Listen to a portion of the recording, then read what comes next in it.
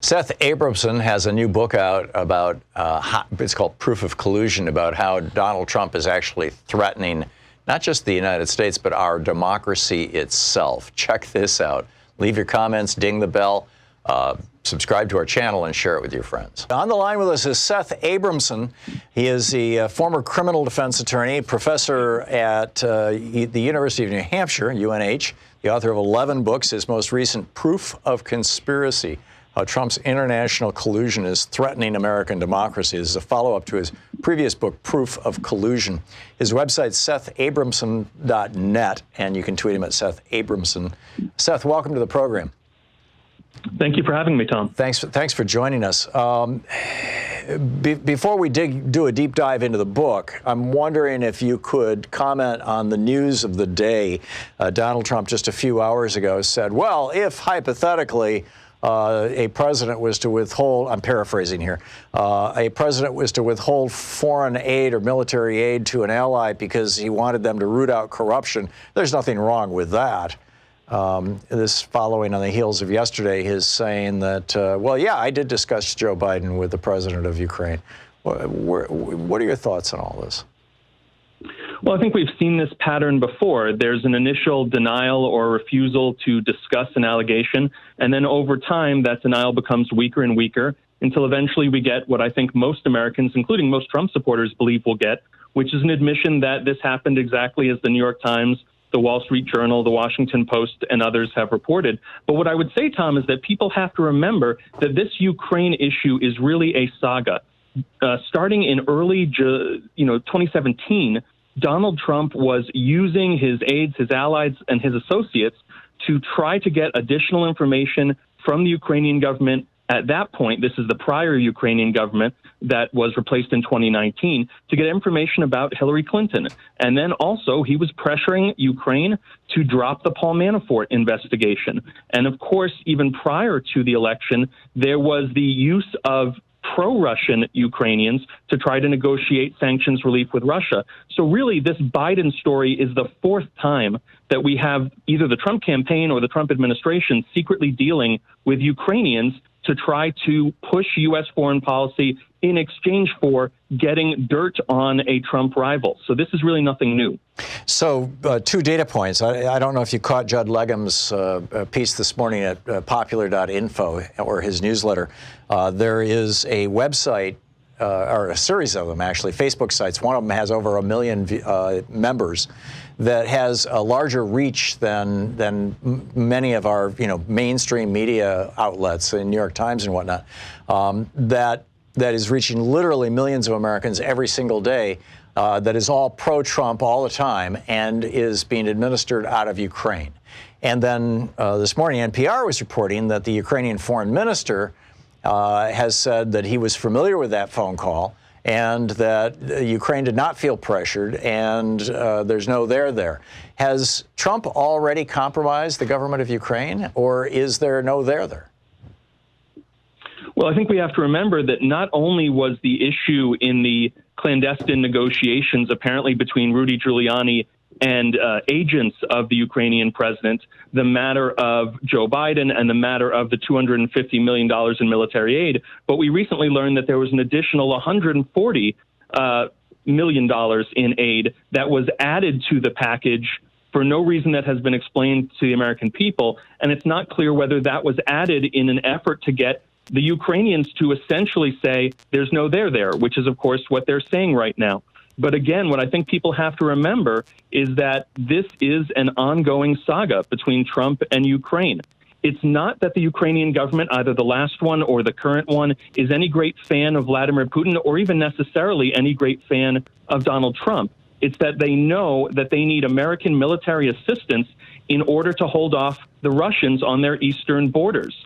We have to remember that Vladimir Putin invaded Eastern Europe. He annexed part of Ukraine. Ukraine is currently under threat from the Russians, and Donald Trump is playing these games and putting the Ukrainians in really an untenable position. Yeah. So Ukraine, here's a small country, power-wise, population-wise. I mean, geographically they're fairly large, but that finds themselves between after having been invaded in part by Russia, not in part by Russia, but part of Ukraine invaded and taken over, as you correctly point out, Crimea, by Russia. And now, on the other hand, I'm guessing they're thinking, okay, if we abandon the United States and just reach out to the EU, for example, the EU is going to back away from that, or at least some of the NATO countries, because they don't want to get too much in Putin's face by having another country go NATO right on the border with Russia. I mean, this has got to be a very, very difficult political calculation for the new president of Ukraine, who, prior to this, his experience being, in politics was playing the role of president in a sitcom on TV for, was it 6 years, as I recall? Well, and also, Tom, we have to keep in mind that the EU is in crisis itself because of Brexit. So it's not necessarily in a position to offer the same sort of assistance that it usually might. So Donald Trump really has Ukraine in a position where he can get what he wants from them. He can withhold funds that Congress has appropriated. He can choose, as we've seen, to add additional funds to the military assistance to Ukraine following the annexation by Russia. And what he's asking about, of course, I think it's important to underscore this, not that we should dwell on it too much, is nonsense. This was a prosecutor in Ukraine who Joe Biden wanted removed, but so did most Western nations. So did almost everyone who was looking at the activities of this particular prosecutor. He was considered to be corrupt. There was a broad push in the West to get him removed so that corruption could be investigated in Ukraine, including, by the way, the Paul Manafort investigation, which was a corruption investigation that Donald Trump strongly opposed, and he tried to get terminated. So when he says that he cares about Ukraine and corruption, in fact, he's fought Ukraine's attempts to fight corruption. And in fact, Joe Biden got or assisted, among many others, in getting this Ukrainian prosecutor fired, who the entire West wanted fired because he was not effectively investigating corruption in Ukraine. Yeah. So we're talking with Seth Abramson, the former criminal defense attorney, professor at UNH, author of 11 books, his most recent Proof of Conspiracy. Seth, to your book, we just got it a day or so ago, and I haven't had an opportunity to really dig into it the way I'd like to. I'm assuming conspiracy, the conspiracy of its title, is the conspiracy between the attempted conspiracy between the Trump campaign and the government of Russia, or at least the oligarchs in Russia and some of the former Soviet republics? Actually, no. The conspiracy referred to in the title of the book, Proof of Conspiracy, is the 2015 originated geopolitical conspiracy between four countries initially: Saudi Arabia, the United Arab Emirates, Egypt, and Bahrain, which was expanded to include Russia and Israel in 2016 to illegally assist Donald Trump in receiving election in November of 2016. The way that I would summarize it, Tom, is that Russia, of course, was afraid of a Clinton presidency because they were afraid that there would be a continuation of the Obama sanctions regime, whereas Donald Trump was promising that that regime would be eliminated. But you had countries in the Middle East, many of whom were in regular contact with the Kremlin on geopolitical issues in 2014 and 2016, and in some cases financially tied to the Kremlin in 2014 and 2015, particularly the UAE, whose apprehension was likewise that there would be a Clinton presidency because they feared that Clinton would maintain the Iran nuclear deal. What they wanted was for Donald Trump to remove the United States from the Iran nuclear deal, rip it up, and instead move forward with a joint U.S.-Russia plan to build nuclear reactors across the Middle East, leading to eventually nuclear weapons in Saudi Arabia, the UAE, and Egypt. So these countries worked together and worked with the Israelis and the Russians to ensure that Donald Trump would be elected because they apprehended a Clinton presidency just as much as the Russians did. So I think most Americans who even have a passing familiarity with Bob Mueller's report get that, a lot of activity was directed out of Russia to support Donald Trump. Russia was poking into election systems. There were Russians operating out of St. Petersburg, the Internet Research Agency, doing all these posts on Facebook and whatnot. How did Saudi Arabia and the UAE and Israel and Bahrain, how did these other countries interfere in our election? Well, let me say first, because some people might be wondering, who've read the Mueller report, particularly Volume 1, which is what we're talking about here, they might wonder, why is there virtually no reference to Saudi Arabia, the United Arab Emirates, Israel, Egypt, Bahrain? And the answer is that on page 10 of Volume 1, Robert Mueller says that all counterintelligence information was removed from the Mueller report and instead was referred to the FBI Counterintelligence Division.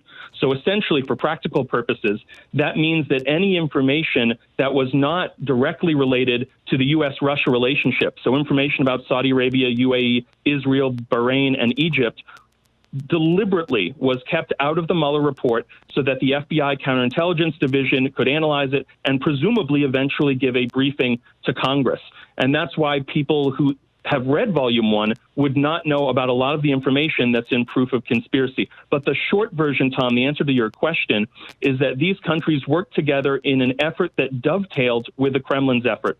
There was a wide-scale disinformation effort conducted by individuals connected to the Israeli government, funded by the Saudi and Emirati governments, with the knowledge of at least Donald Trump Jr., as the result of a meeting that an Israeli representative, a Saudi representative, and an Emirati representative had with Donald Trump Jr. in Trump Tower in August of 2016, a more significant and important meeting than the June 2016 meeting that we've talked about so much.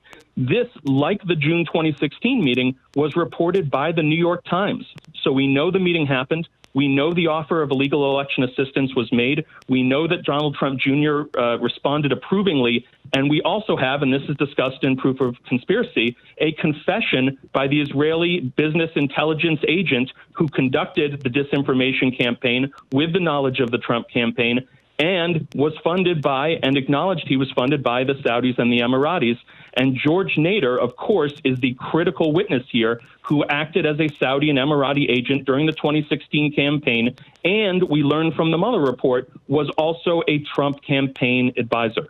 Seth, why is it that, I mean, you wrote a, 500, almost a 600-page book here laying all this stuff out. Why is this not more widely known? So, Tom, the simple answer is that Russia is a hostile foreign power. And that is why it was appropriate for Russia to be the subject of Volume 1 of the Mueller report, which was going to be released publicly in its general substance. Obviously, there were a lot of redactions, but significant substance of Volume 1 was going to be released to the American public. The problem and the reason that the FBI Counterintelligence Division had to take the lead with all this other information that's discussed in proof of conspiracy is that that's a geopolitical conspiracy between a number of our allies, Saudi Arabia, the UAE, Israel, Bahrain, and Egypt. It's an incredibly sensitive topic, but also I would note this. It's a topic in terms of the volume and complexity of the facts that fall under its general heading. It is possibly 500% larger in size than what's contained in the Mueller report. The Mueller report would have had to take an additional 2 or 3 years to be completed. It probably would have been 1,000 or 2,000 pages longer if it had included the entirety of the geopolitical conspiracy that Russia was connected to. And let's be very clear, what's in the Mueller report is very much connected to this larger story, but it is only a small piece of a story that involves 6 countries, not just one. So those are 2 of the major reasons that Americans would not have heard much about this yet and still won't hear about it, given that Adam Schiff just got his first briefing from the FBI Counterintelligence Division a few weeks ago, unless and until people read proof of conspiracy and unless and until the House Intelligence Committee is able to get more briefings from the FBI and critically release some of this information to the American public, because this is very much part of the story of how Donald Trump got elected in 2016. So, Seth, if I'm understanding your argument, the through line through all of this is that Russia's interest in this was getting sanctions relieved. The interests specifically of Saudi Arabia and Egypt was that they wanted to get nuclear weapons. Why would Israel go along with arming with nukes Saudi Arabia and Egypt? Very good question. And of course, all I've told you so far is what one half of the agreement was. The question, of course, is what was Donald Trump going to get in return? What were these countries going to get in return? in exchange for dropping sanctions on Russia, in exchange for engaging in a massive joint effort with the Russians to build nuclear reactors in Saudi Arabia, Egypt, and the UAE. And the answer is that in exchange, the Russians would withdraw much of their support for Iranian proxies in Syria and much of their support generally for Iran, thereby enabling a new coalition that would be pro-Israel and pro-United States in the Sunni Arab world to arise that would eventually make war on Iran. That was the long-term goal. Bibi Netanyahu publicly said, this was reported internationally, that the goal that he had and the goal he was developing with his allies, and that included Saudi Arabia and the United Arab Emirates, was to, quote-unquote, make war on Iran. And so Israel has gotten to a point, a détente, if you will, with the Saudis and the Emiratis, where they believe that they can fight alongside them in a war against Iran, provided that the United States helps and Russia pulls back. Just to recap real quickly, Seth, there was a conspiracy essentially between Russia, Israel, the United Arab Emirates, Bahrain, Saudi Arabia, and Egypt. Am I missing somebody there? No, that's correct. Those Okay. 6 countries. Between those countries and the Trump campaign to get the sanctions lifted in order to get Donald Trump elected, so that the outcome could be that the sanctions on Russia would be lifted. Russia would then participate with the Sunni Arab world in creating a pro-Israel, pro-Russia, pro-America kind of triumvirate or whatever, a new international alignment. And out of that, Saudi Arabia, the United Arab Emirates, and Egypt would all get nuclear reactors and thus ultimately nuclear weapons, because now we're all on the same side. And all of this hinged on getting Donald Trump into the White House. Is that an accurate recap, super fast recap? It is, but I want to add, Tom, that there's some other major stories that dovetail with this. People don't realize that Israel has been selling cyber hacking and cyber spying technology to the Saudis and the Emiratis for several years, that the Emiratis since 2014 have been involved in a multi-billion-dollar joint investment program with the Kremlin, that Trump-Russia advisor George Nader went to the Kremlin numerous times prior to the election, while he was also advising the UAE and Saudi Arabia. And these countries have all sorts of connections that are documented. Benjamin Netanyahu had secret meetings with the Emiratis about the Iran issue during the 2016 election process. During the transition period, the Trump transition team was meeting with Saudi intelligence, meeting with the Emiratis to discuss economic sabotage and espionage against Iran. There are so many facets to this that have been reported by major media, and that's why Proof of Conspiracy is such a big book. Yeah, and highly recommended. Seth, I have only a half a minute before we hit a break here at the bottom of the hour that I can't get around. What can we do about this? I think what needs to happen is that the FBI counterintelligence division needs to not make the mistake that U.S. intelligence made around the time of 9/11. They need to be forthcoming. They need to share information with other agencies, share information with the House and Senate intelligence committees, and then those committees need to do all they can to hold as many open hearings as they can and give Americans as much information prior to the 2020 election, hopefully prior to 2020, about what happened and what's in this massive FBI counterintelligence stock of information that they have.